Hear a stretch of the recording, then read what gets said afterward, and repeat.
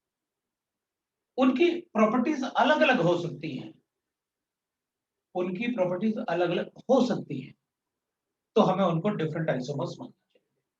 तो कैसे? तो अपन कहेंगे देख भाई they are different stereo isomers, तो D and L they are different stereo isomers. तो अगर D है और उसका L मिरर इमेज है तो मैं उसको दो आइसोमर काउंट करूंगा। मान लो मुझे किसी ने ऐसे दे दिया भाई 2 ब्यूटानॉल, अपन से किसी ने कहा इसके आइसोमर कितने होंगे, तो मैं कहूंगा देख भाई ये कायरल सेंटर है, मतलब ये ऑप्टिकली एक्टिव है। ऑप्टिकली एक्टिव है मतलब इस मॉलिक्यूल में दो स्टीरियो आइसोमर में काउंट कर लूंगा, एक डी और एक एल। आपने लिखा एंशोमर्स आर डिफरेंट स्टीरियो आइसोमर, मतलब अगर कोई ऑप्टिकली एक्टिव मॉलिक्यूल है तो मैं उसको काउंट करूंगा एज अ आइसोमर, और उसको दो काउंट करूंगा क्योंकि उसका मिरर इमेज भी ऑप्टिकली एक्टिव है। They have same chemical properties, they have same physical properties, they have same physical properties। तो उनके फिजिकल प्रॉपर्टीज जो होते हैं ना, they have same physical properties such as, अपन कहेंगे boiling point, melting point, solubility in water, solubility, right ना, and boiling point, melting point, so solubility etc लिख देता।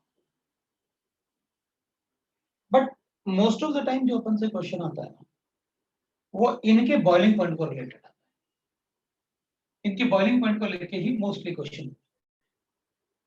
अगर किसी दो मॉलिक्यूल का बॉइलिंग पॉइंट सेम है ना, तो मैं उसे डिस्टिलेशन से सेपरेट नहीं कर सकता, ऑब्वियस सी बात है। अगर उनके बॉइलिंग पॉइंट सेम है तो कैसे करूंगा डिस्टिलेशन से? डिस्टिलेशन के लिए तो दोनों में बॉइलिंग पॉइंट का डिफरेंस चाहिए। They can not be separated by, क्योंकि इनके बॉइलिंग पॉइंट तो दोनों के सेम है, 25 डिग्री सेंटीग्रेड मान लेते हैं। तो फिर कहेंगे अगर दोनों के बॉइलिंग पॉइंट सेम है तो दोनों एक ही टेम्परेचर पे बॉइल होगा, तो दोनों वेपराइज एक ही टेम्परेचर पे होगा। They can not be separated by, be separated by fractional distillation, fractional distillation. वो क्यों? क्योंकि उनके बॉइलिंग पॉइंट सेम है, they have same chemical properties, same chemical properties. अब केमिकल प्रॉपर्टीज का मतलब है they have same chemical properties, मतलब अगर एक HI से रिएक्ट करेगा दूसरा भी HI से रिएक्ट करेगा, अगर एक किसी केमिकल से रिएक्ट करेगा तो दूसरा भी उसी केमिकल से रिएक्ट करेगा in the same manner, so they are called same chemical properties. But उनमें डिफरेंस सिर्फ होता है, but have ability to rotate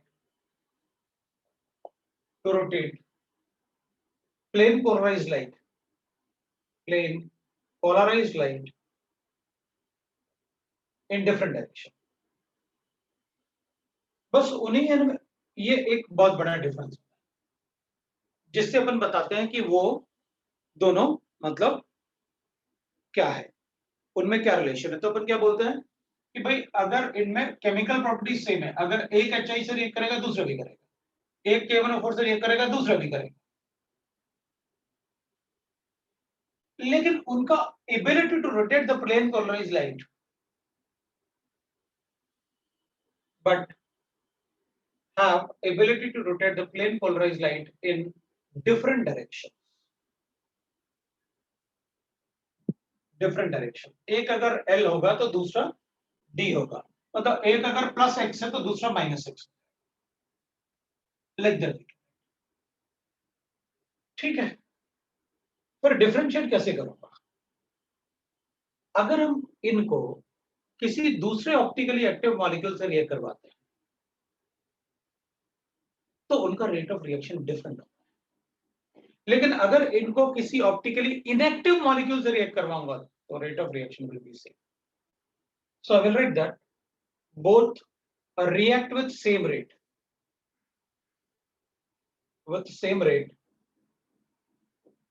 with optically inactive reagent, but with a different rate, but react with a different rate, with different rate with optically active, ये होते हैं initial. तो इसका मतलब है अगर कोई ऑप्टिक, मेन पार्ट तो हमको इसको ध्यान रखना होता है और इसको ध्यान रखना होता है, बाकी तो अपने आप अपन को पता ही होता है। भाई एक अगर पॉजिटिव डायरेक्शन में रोटेशन करेगा तो दूसरा नेगेटिव डायरेक्शन में। केमिकल रिएजेंट में आपको ध्यान रखना पड़ेगा कि भाई अगर केमिकल रिएजेंट है तो केमिकल रिएजेंट में अगर केमिकल रिएक्टिविटी जो है, यहाँ पर रेट ऑफ रिएक्शन में अपन कहेंगे कि भाई रेट ऑफ रिएक्शन का मतलब हो गया कि अगर ऑप्टिकली एक्टिव से रिएक्ट करोगे तो सेम रेट, लेकिन अगर ऑप्टिकली इनएक्टिव से रिएक्ट करोगे तो सेम रेट है, एक्टिव के साथ डिफरेंट रेट दोनों। वो बताऊंगा मैं, आगे बढ़ेंगे अपन रेजोल्यूशन करके, जिसमें ये स्टेप के ऊपर डिस्कस करेंगे। दूसरा एक पॉइंट होता है, दूसरा एक टर्म होता है दैट इज कॉल्ड डायास्टीरियोइज्म। फिर मैं दोनों को ना कंबाइन करके अपन देखेंगे। दूसरा ये टर्म जो यूज होता है that is called the diastereoism. Diastereoism होता है the pair of compound, the pair of stereoism, stereoisomers, a pair of stereoisomers which are not mirror images of each other, not mirror images of each other, images of each other. So which are not the mirror images of each other, they are called diastereoisomers. अब इसमें एक बात होता है कि डायास्टीरियो मतलब diastereoisomers will have two stereocenters. तो diastereoisomers, dia मतलब टू लिखा हमने ना, डाया का मतलब टू होता है, तुमको पता है। स्टीरियोइसोमर्स मैंने इसको ऐसे प्लस लिखा बीच में, stereoisomers have two stereocenters, उसमें दो स्टीरियो सेंटर होंगे। तो मैं एक एग्जांपल लिखूंगा तो अपन को डायस्टीरियोइसोमर्स का सब कुछ पता चलेगा, हमें उसके बारे में सारी चीजें नहीं पता। एग्जांपल के लिए मैं लिख सकता हूं cis and trans geometrical isomers are diastereoisomers, trans geometrical isomers are diastereoisomers isomers. तो अगर मैं सिस और ट्रांस लेता हूं,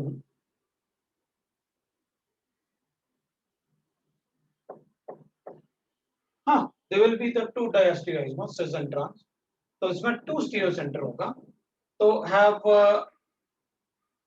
टू स्टीरियो सेंटर्स, ये टू लिखना, मैंने टी और टू लिख दिया, तो हैव टू स्टीरियो सेंटर्स, तो अपन ऐसे लिख सकते हैं।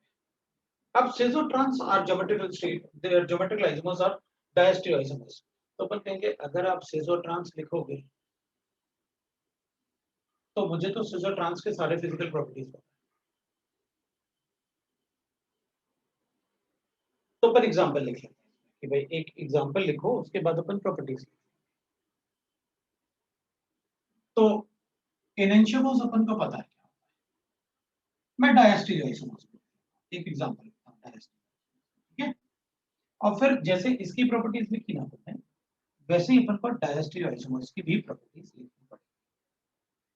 तो अपन लिखेंगे, देखो डायस्टीरियो आइसोमर्स की प्रॉपर्टीज, मैं एक एग्जांपल ले लेता हूं ऑफ डायस्टीरियो आइसोमर्स। तो अपन एग्जांपल में लिख लेते हैं टार्टरिक एसिड, ये टार्टरिक एसिड है। टार्टरिक एसिड का मॉलिक्यूलर फॉर्मूला तो अभी लिखा था, ऐसे लिखा था CHOH CHOH and COH।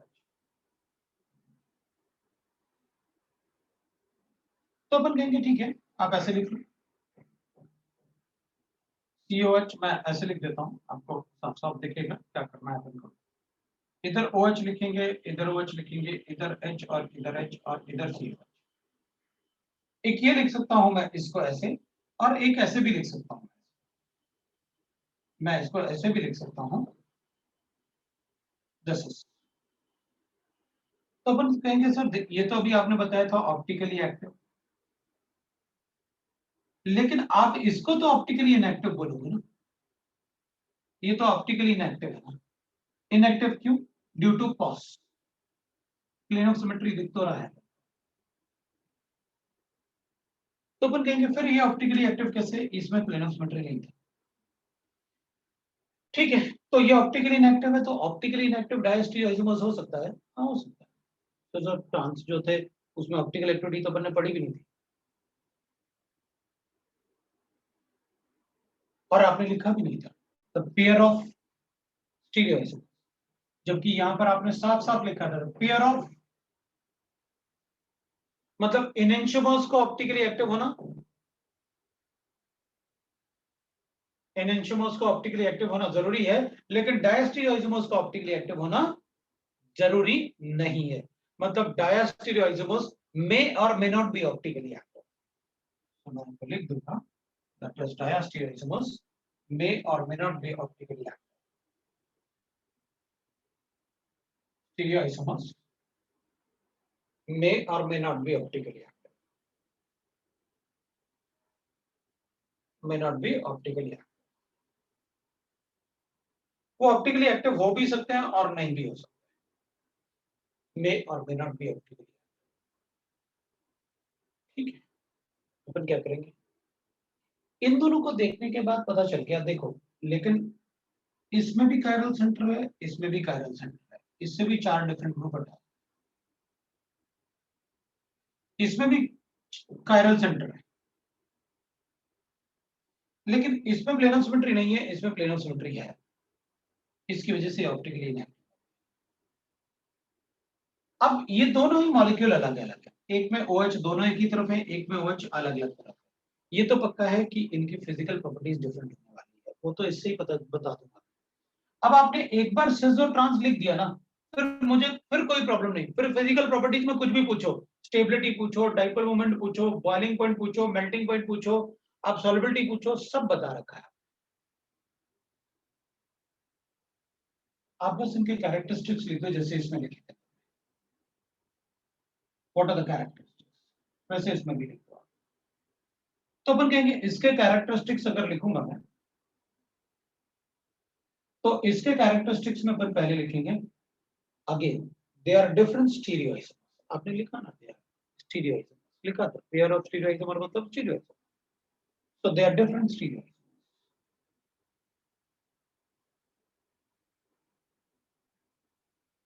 Stereo.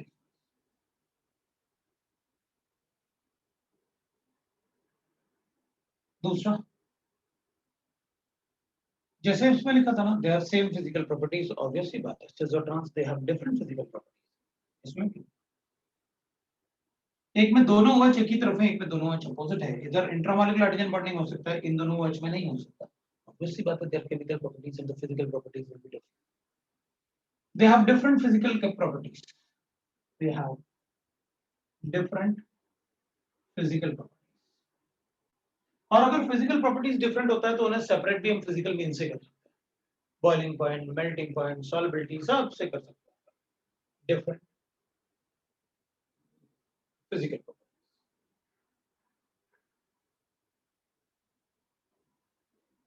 Like boiling point, melting point, solubility.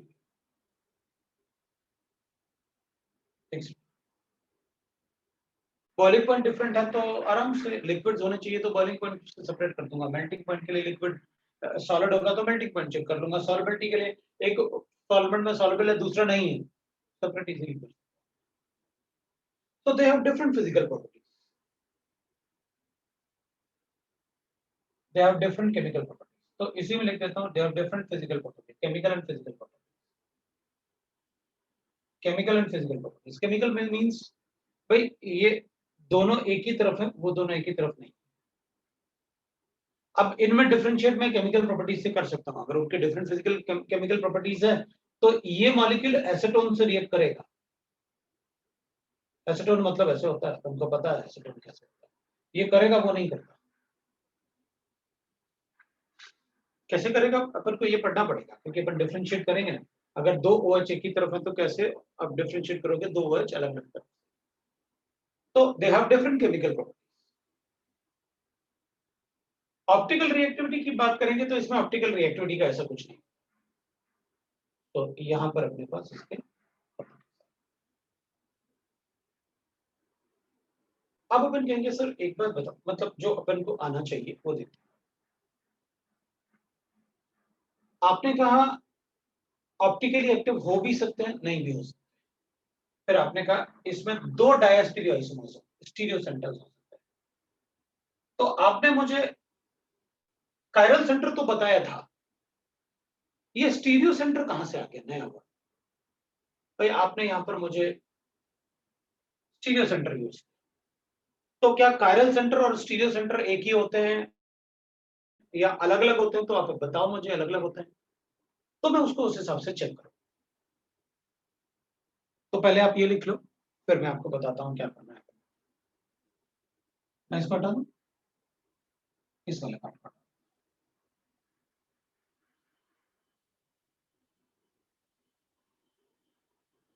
मैं इसको भी हटाता हूं।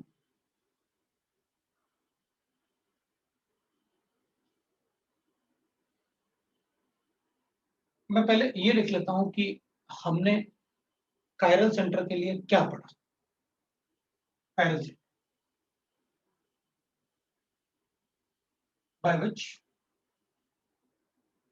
four different group are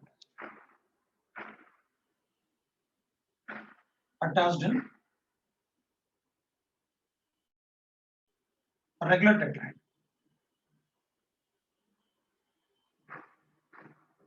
Four different group are attached in a regular tetrahedron. Stereo center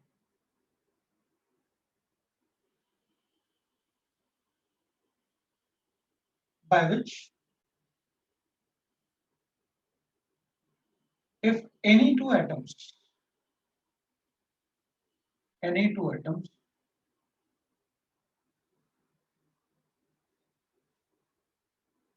exchange their position,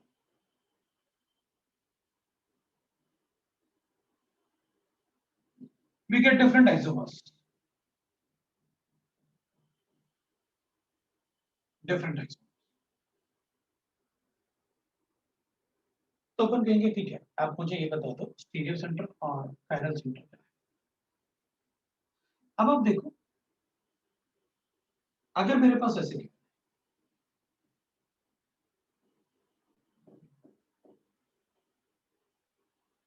अगर मैं इस कार्बन एटम के around in दोनों ग्रुप के पोजीशन को एक्सचेंज कर देता हूं,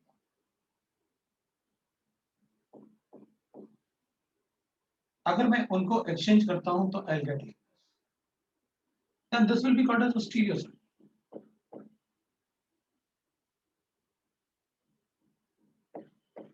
तो अपन उसे कहेंगे stereo centre, and that is called stereo center. क्योंकि मैंने इस कार्बन के अराउंड आपने ये लिखा by which if any two atoms are exchange their position we get a different isomer. तो ये cis था, ये trans, we get a different isomer. They are different isomers, we know that. cis और trans अगर मेरे पास given है ऐसे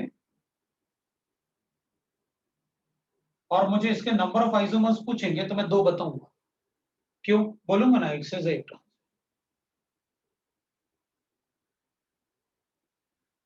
तो ये डिफरेंट आइसोमर्स है, लेकिन ये कायरल सेंटर नहीं हो सकता, वो तो डबल बॉन्ड सेट है। आपने कहा था डबल बॉन्ड सेट नहीं होता कायरल सेंटर, चार डिफरेंट ग्रुप कैसे हो सकते? सो वो डबल बॉन्ड सेट कभी नहीं होगा। तो this is a stereo center, अपन ने दो ग्रुप एक्सचेंज किया ना आपस में, we get a different isomer, then it is a stereo center. अगर मेरे पास ऐसे गिवन है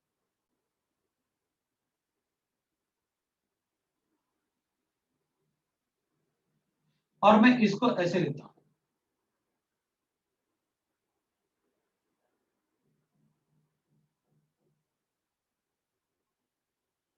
मैंने इन दोनों की पोजीशन को भी एक्सचेंज किया, इन दोनों के पोजीशन को भी एक्सचेंज किया, तो I got a different isomer. We know that it is a mirror image of this. अगर ये डी आइसोमर होगा तो ये एल आइसोमर होगा, ये अपन को पता है। They are different stereo isomer. आपने लिखा थोड़ी देर पहले, यहाँ पर लिखा हुआ है D and L are different stereo isomers and we can say that they are enantiomers, mirror images of each other, they are optically active। मैंने इस कायरल के, इस कार्बन एटम के अराउंड दो ग्रुप के पोजीशन को एक्सचेंज किया। आपने यही तो लिखा था कि by which any, if any two group are और atom are exchange their position we get different isomers. तो अपन कहेंगे अगर मैं इन दोनों को एक्सचेंज करूंगा तो I got a different isomers from this carbon atom, then it is a stereo set. अगर किसी भी एटम से, कार्बन एटम से जिससे चार डिफरेंट ग्रुप अटैच्ड हैं, अगर मैं उनमें से किसी भी दो एटम का पोजीशन एक्सचेंज करता हूं अगर आपस में, तो I get a different stereo isomers. So if I get a different stereo isomers then that is that center जहां से अपन ने, जिससे जो बॉन्ड बने हुए थे, उन बॉन्ड के एटम्स को एक्सचेंज करने से जो जो आया नया आइसोमर बनेगा उसको अपन कहेंगे नया stereo isomer. And the center from where the groups are exchanged we called it as a stereo centre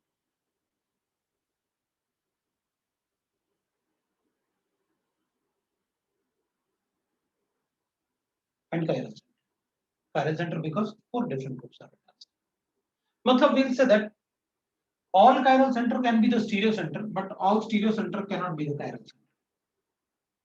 All chiral centers are also the stereo centers, but all stereo centers are not the chiral centers। That is the difference between the chiral center and the stereo center। Stereo centre तो stereo isomerism है, वो geometrical भी हो सकता है, optical भी हो सकता है, लेकिन कायरलिटी ऑप्टिकल एक्टिविटी से रिलेटेड है, उसमें ज्योमेट्रिकल नहीं हो सकता। तो पढ़ा ना।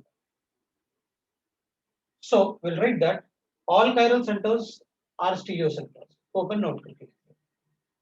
So all chiral centers are stereo center, but all stereo center are not chiral center। Are stereo center, but reverse is not। All stereo centers are not chiral center, are not chiral center, are not the chiral। We can read।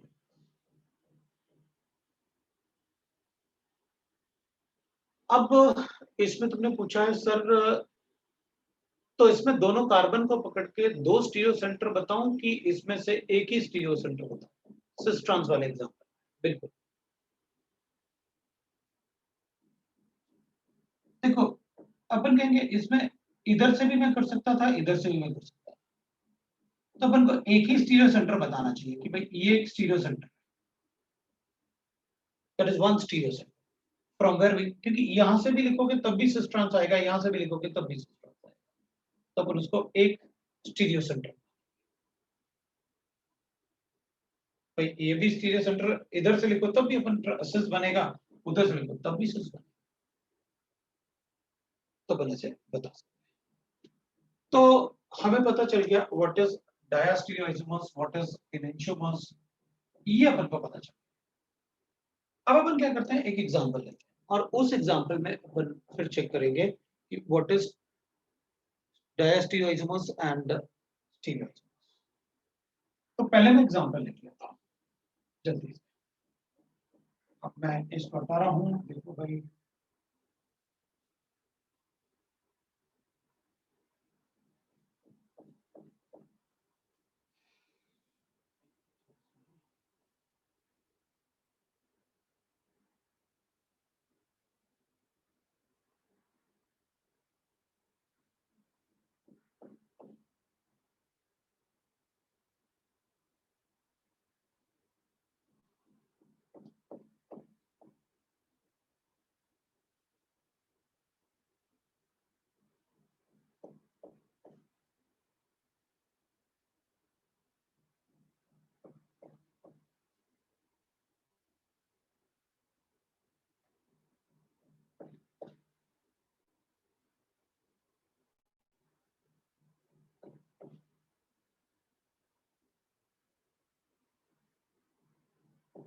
लो भाई, So we can take that what is right ना, एक example लेते हैं, मैं कुछ 2 example लूंगा।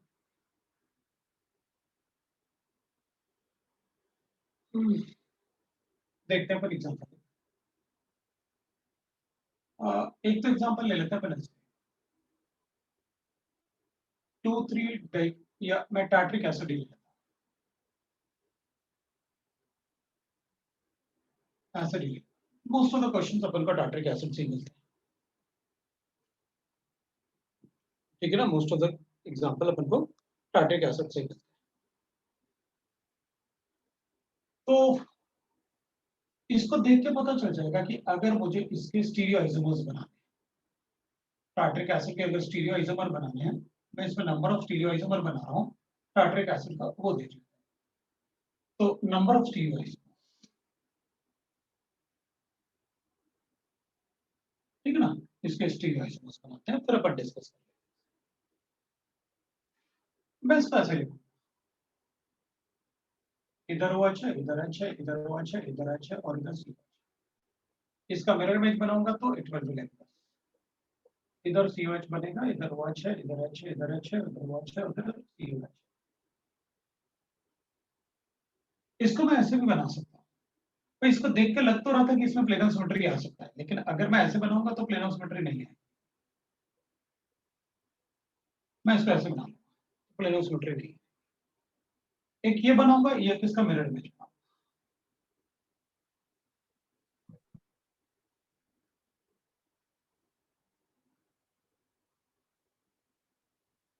एक इसका मिरर इमेज, एक ये बन जाएगा। एक और एग्जांपल ले लेता हूं, let us right 2 bromo 3 chloro butane, ऐसे कर, तो will have like this 2 bromo 3 chloro butane. तो अपन कहेंगे इसको एक बार मैं ऐसे लिख सकता हूं और इसका मिरर इमेज ऐसे बना सकता हूं, ये इसका मिरर इमेज।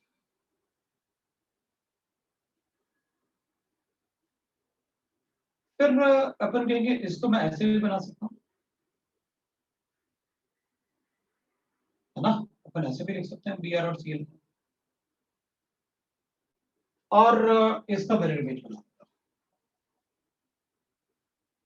CH3 है और इधर H है, इधर Cl है, इधर Br है और इधर Cl, ये अपन को। अब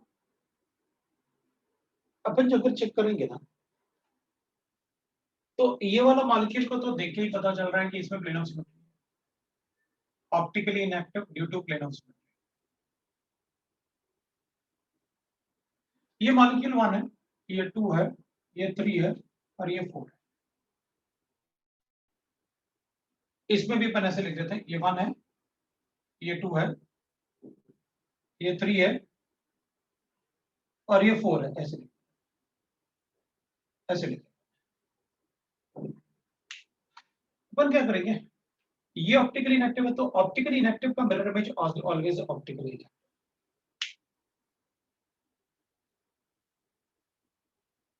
तो अपन लिखेंगे mirror image of optically inactive, optically inactive is also optically inactive, तो ठीक है, वो optically inactive. And mirror image of optically active is also optically active, हमेशा ऑप्टिकली। और अगर ये ऑप्टिकली एक्टिव है तो इनमें अपन डीएल लिख सकते हैं, उसमें डीएल नहीं लिख सकते, but is there optically inactive. तो ऑप्टिकली इनएक्टिव है तो डीएल कैसे बताएंगे, और लाइट को रोटेट थोड़ी कर सकता है, तो ये लाइट को रोटेट नहीं कर सकता अगर ऑप्टिकली इनएक्टिव। इसमें अगर चेक करूंगा तो अपन कहेंगे ये भी ऑप्टिकली एक्टिव है, ये भी ऑप्टिकली एक्टिव है, ये भी ऑप्टिकली एक्टिव है और ये भी ऑप्टिकली एक्टिव। कोई डाउट है तो बोलो। तो 1 और 4 सेम ही है ना, तो 1 और 4 कौन से सेम है? अच्छा, मैंने इधर ऐसे नहीं लिखा, देख लेना भाई, इधर H है, इधर OH है, और इधर OH है, और इधर H है। मिरर इमेज बनाना था तो गलती हुई, तो अपन ने मिरर इमेज। वैसे अभी मैं RS कॉन्फ़िगरेशन भी कैलकुलेट करने वाला हूँ, तो RS कॉन्फ़िगरेशन में अपन को पता चल जाता, मैं इनके RS कॉन्फ़िगरेशन सभी के कैलकुलेट करने वाला। 1 2 3 R 3S 2S 3R 2R 3R 2S 3S। इधर लिखूंगा तो 1 2 3 R, तो 2S 3R। ये लिखूंगा तो 1 2 3 R। इसको लिखूंगा तो 3R 2R 3S। इसको लिखेंगे अपन तो ये हो जाएगा। अब इसमें बी आर मैंने पोजीशन या चलेगा ना। अब प्रॉब्लम ये हो जाएगा ना, फिर अपन को इसको बी आर लिखते हैं, इसको सी लिखते हैं। पता फिर नंबरिंग करना मुझे नीचे बॉटम साइड से करना पड़ेगा ना। उधर बी आर लिखोगे तो बॉटम से, फिर मेरा 2 और 3 वाला नंबर गलत हो जाएगा। फिर मेरा 2 और 3 वाला नंबर, क्योंकि अगर इधर बी आर लिख दोगे तो नंबरिंग यहाँ से करनी पड़ेगी।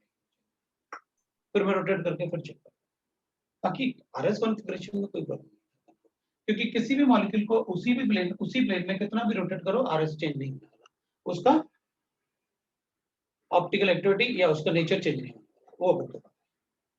तो ठीक है, अपन इसको लिखेंगे दैट इज 2R 3R, और इसको लिखेंगे 2S। ये लो भाई, ये तो मैंने लिख लिया। अपन को एक बात पता है, ये वाला पार्ट और ये वाला पार्ट एक दूसरे का मिरर इमेज होना ही चाहिए। RS ऊपर मिरर इमेज होता है। अगर एक में ऐसा दूसरे में आ रहा है तो मिरर इमेज है, तो इसको भी मिरर इमेज बोल दूं, एक में आ रहा है एक में ऐसा नहीं, नहीं इसको नहीं बोल सकते। क्यों? क्योंकि इसमें इस कायरल सेंटर से Cl अटैच है, जबकि इससे Br, एक R और दूसरा S, तो मिरर इमेज तभी बोलोगे जब जो ग्रुप यहाँ अटैच्ड है वही ग्रुप इस कार्बन से भी अटैच। जब इन दोनों कार्बन एटम पे सेम ग्रुप अटैच होते हैं, जैसे इसमें एक hydrogen carboxylic acid OH, hydrogen carboxylic acid OH, तो फिर आप बोल सकते हो कि एक R और एक ऐसा आएगा तो मिरर इमेज होगा। प्लेनोसिमेट्री, इसमें इसमें तो प्लेनोसिमेट्री हो ही नहीं सकती, क्योंकि एक कार्बन पे Cl है और दूसरे पे भी है। तो ये चारों ऑप्टिकली एक्टिव है, वो चारों ऑप्टिकली, ये दो ऑप्टिकली एक्टिव हैं, ये दो ऑप्टिकली इनएक्टिव हैं। जब दो ऑप्टिकली इनएक्टिव होंगे तो किसी एक को काउंट करना पड़ेगा। तो अपन क्या लिखेंगे यहां पर, number of optical isomers, these are enantiomers, तो मैंने दो काउंट करना, equal to 3। Number of enantiomers, और एनंटियोमर पेयर बोलोगे तो एक ही होगा, नंबर दो हो जाए, जो डीएल लिखा। तो एनंटियोमर्स में आपने लिखे हैं दैट इज 3, ये वाले को ना अपन 3 और 4 लिखा है मैंने, तो मैं इसको ऐसे लिखता हूँ 3 और 4, तो इसको 3 लिख देता हूँ, वो नंबर वैसे ना, अपन ने ये वाले 3 4 लिखे। नंबर ऑफ डायस्टीरियो आइसोमर्स, तो मैं क्या करूंगा, देख भाई, इन दोनों पेयर को डायस्टीरियो आइसोमर बोल सकता हूँ, 3 and 2 that is a diastereo isomer,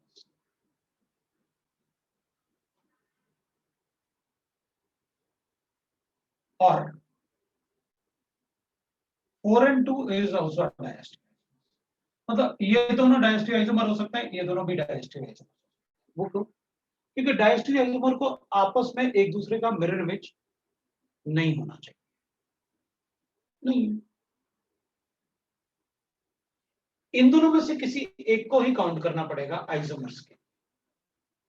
ये डी और एल तो डिफरेंट आइसोमर्स है, वो आपने लिखा था, enantiomers are different stereo isomers, तो अलग अलग है। लेकिन क्या मुझे ऑप्टिकली एक्टिव, जो ऑप्टिकली इनएक्टिव होगा उसको भी ऑप्टिकल आइसोमर में काउंट करना पड़ेगा। हाँ, जो ऑप्टिकली इनएक्टिव है उसको भी ऑप्टिकल आइसोमर में काउंट करना पड़ेगा, अगर उसका कोई फॉर्म ऑप्टिकली एक्टिव हो सकता है तो। इसमें अपन को पता है इसमें कायरल सेंटर है, तो ये ऑप्टिकली एक्टिव बन सकता है, तो मैं इसे ऑप्टिकल आइसोमर में काउंट करूं। तो इसके ऑप्टिकल आइसोमर डीएल ये दो हो गए थे और ये दोनों आइडेंटिकल हैं, इसलिए दोनों में से किसी एक को count. So 1 and 2 are identical, तो 1 और 2 जो है वो आइडेंटिकल है, तो मैं यहां पर लिख सकता हूं that is 1 and 2 are identical. तो वहां पर लिख लो दैट इज, यहीं पे लिख देता हूं मैं 1 and 2 are identical. 1 and 2 are identical, 1 और 2 जो है वो identical, right. 1 and 2 are identical. Identical क्यों? क्योंकि ऑप्टिकली इनएक्टिव है तो एक ही काउंट होता है, दो काउंट नहीं होते, दे आर नॉट स्टीरियो। अब अपन कहेंगे अच्छा ठीक है, जैसे आपने इन दोनों को लिखा डायस्टियो आइसोमर में, इन दोनों को नहीं लिख सकता डायस्टियो आइसोमर्स, तो अपन कहेंगे भैया ये दोनों एक ही बात है, दोनों में से किसी एक से लिख लो। आइदर यू राइट 3 and 2 और you right 3 and 1, one and the same thing, because 1 और 2 कोई डिफरेंट थोड़ी है, वो तो सेम है। 3 and 4 are different because they are enantiomers. 1 and 2 तो आइडेंटिकल है, दे आर ऑप्टिकली नहीं, वो डिफरेंट नहीं। इसमें चेक करूंगा ना अगर मैं, तो इसमें लिखूंगा एनंटियोमर्स,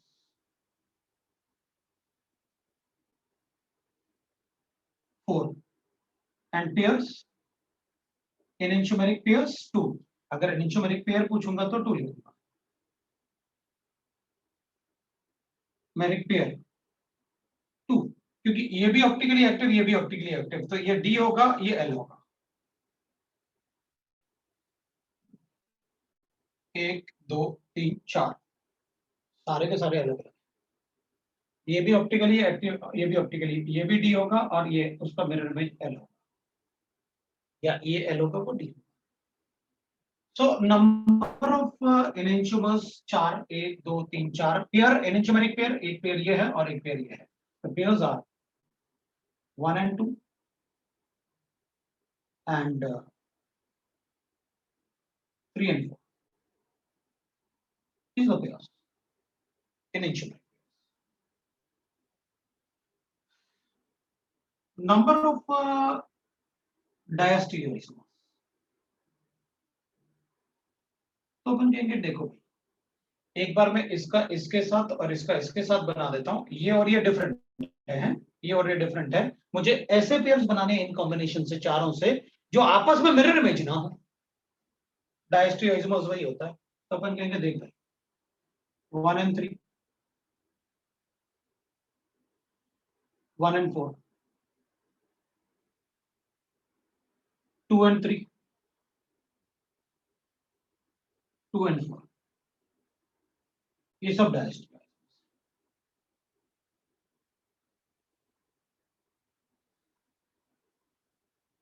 इसमें आइडेंटिकल कोई नहीं हो सकता बिकॉज सोलर ऑप्टिकली है।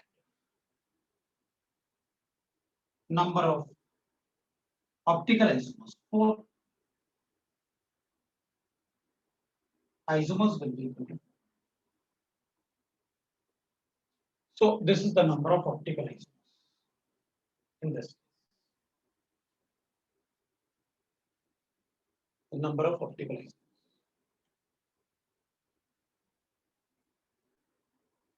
इसके बाद भी तुम्हारा क्लास है क्या?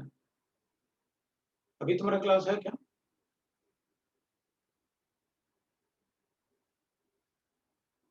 अच्छा, तो फिर अपन यही रुक जाते हैं, फिर ये इतना रिवाइज करके आना था, तो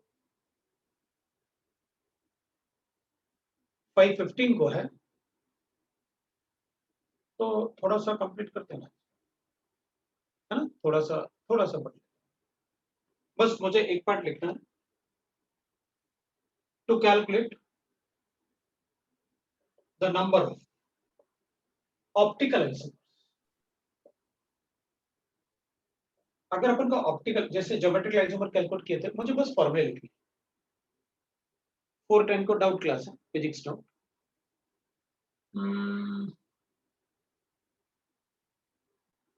5 मिनट रुको ना, थोड़ा सा 5 मिनट रुको, अभी खत्म करते हैं। If molecule has plane of symmetry, ये ऑप्टिकल आइसोमर की बात चल रही है, plane of symmetry, if the molecule do not have cos, then number of optical isomers for a molecule will be equal to 2 to the power of n, where n is the number of chiral centers, where n is the number of chiral. So do not have cos. If molecule have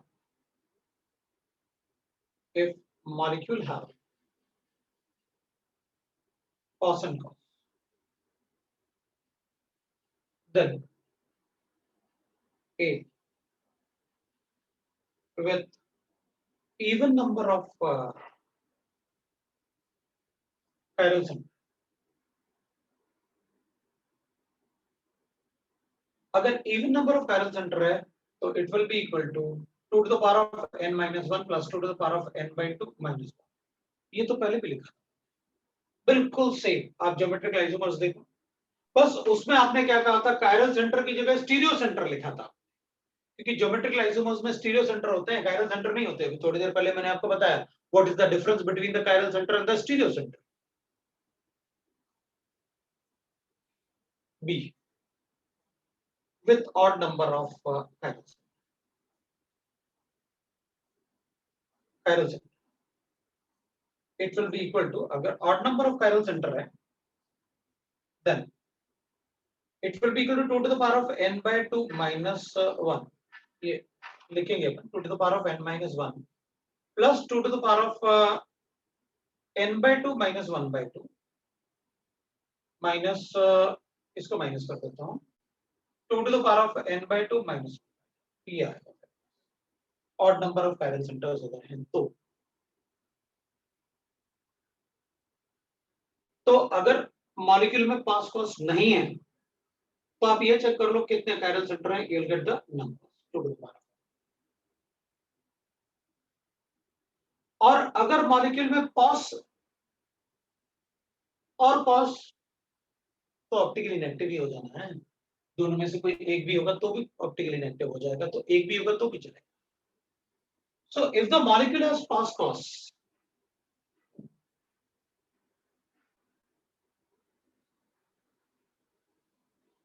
then with even number of chiral center we will have 2 to the power of n minus 1 and plus 2 to the power of n by 2 minus 1. तो ये हो जाएगा अपने पास number of stereo isomers. How to calculate the number of optical isomers? What is the number of optical isomers? And with odd number of chiral centers, then the number of optical isomer will be 2 to the power of n minus 1 minus 2 to the power of n by 2 minus 1 by 2 plus 2 to the power of n by 2 minus 1. ये तो अपन करेंगे, ठीक है भाई, इसमें अपन लिख लेंगे, तो इसमें तो ये कैंसिल हो जाएगा, तो अपने पास टोटल आइसोमर्स आ जाएंगे 2 to the power of n अगर हो तो n-1 अगर टोटल नंबर ऑफ आइसोमर्स है तो फिर लिखने की जरूरत क्या थी ये सब, तो अपन कहेंगे देखो भाई इनका अपना इंपॉर्टेंस है, क्योंकि मैं इसमें जो ये लिखा हुआ है ना अपने पास, ये जो लिखा हुआ है ना अपने पास, इसमें ये नंबर होगा ऑप्टिकली एक्टिव का और ये वाला नंबर होगा ऑप्टिकली इनएक्टिव का। ये वाला नंबर जो है ना, ये वाला नंबर, ये नंबर जो है that is of optically active कितने होंगे उसमें से, ऑप्टिकली इनएक्टिव कितने होंगे उनमें से, और टोटल कितने होंगे वो अपन को पता चलेगा, इसलिए अपन ने ये अलग अलग नंबर्स लिखे, ये अपने पास total number of optical isomers अपन कैलकुलेट करके। So this is about the total number of optical isomers. कैसे कैलकुलेट करेंगे अपन total number of optical isomers को बता, ठीक है। तो हमें नंबर ऑफ आइसोमर्स कैलकुलेट करना है, अगर कोई मॉलिक्यूल हमें गिवन है तो उसके स्टीरियो आइसोमर कितने होंगे, तो हमें सिर्फ कायरल सेंटर चेक करना होता है, तो अगर मान लो फर्स्ट पॉइंट की बात करें तो इसमें तो ये वाला पार्ट होगा, ये एग्जांपल इसमें 2 कायरल सेंटर थे, 2 ब्रोमो 3 क्लोरो ब्यूटेन के, और 2 ब्रोमो 3 क्लोरो ब्यूटेन का मतलब है कि पहले मैं ऐसे लिख लूंगा 2 ब्रोमो 3 क्लोरो ब्यूटेन, मुझे ऐसे लिखना। हम सबको पता है इस मॉलिक्यूल में किसी भी कंडीशन में प्लेन ऑफ सिमेट्री नहीं, ऐसे थोड़ी गिवन होगा, ऐसे गिवन, और इस मॉलिक्यूल में प्लेन ऑफ सिमेट्री आएगी, तुमको पता है, मतलब इस मॉलिक्यूल में आपको यहां कहीं फॉलो करना पड़ेगा, लेकिन इस मॉलिक्यूल में आपको ये फॉलो करना पड़ेगा।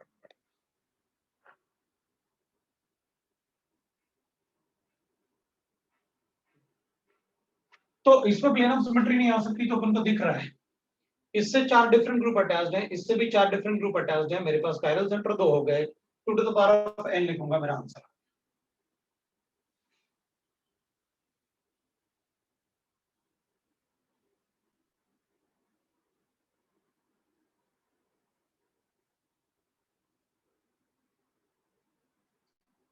इधर अपन को प्लेन ऑफ सिमेट्री दिख रहा है, इससे भी 4 डिफरेंट ग्रुप अटैच्ड है, इससे भी 4 डिफरेंट ग्रुप अटैच्ड है, but it is a plane of symmetry with a even number of, आप n का वैल्यू 2 ले लो और इसमें सब्स्टिट्यूट करो, you'll get the total number 3, अपन ने यहाँ पर 3 लिखे थे, number of optical isomers, that is 3,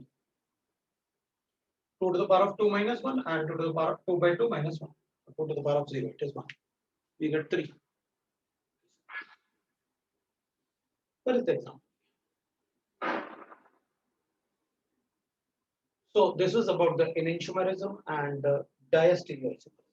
Next time we'll discuss about the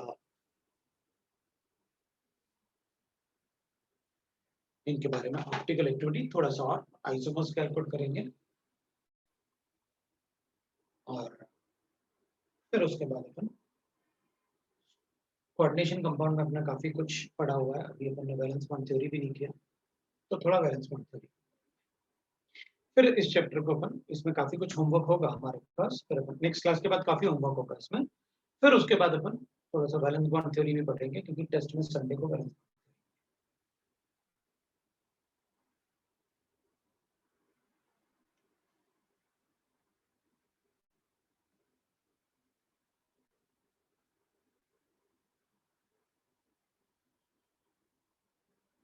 chemical bonding बिल्कुल आएगा। रुको सर, आप डेली अलग अलग मीटिंग आईडी क्यों भेजते हैं? अब तो क्लास में भी डिस्टर्ब करने वाले नहीं है, तो सेम भेज दूंगा, उसमें क्या, अलग अलग रहता है तो ठीक रहता है ना, उनको लगता है सर को पता है, सर ने मीटिंग आईडी भेजी है तो उनको पता हो, और जनरली अभी तो सेम ही आ रहा ना, अभी तो काफी दिन से अपने पास सेम है।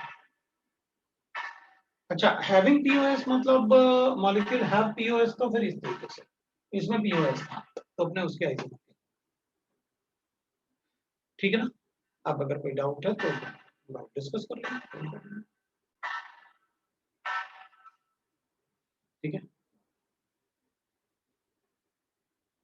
ठीक है, चलो भाई, बाय, थैंक यू।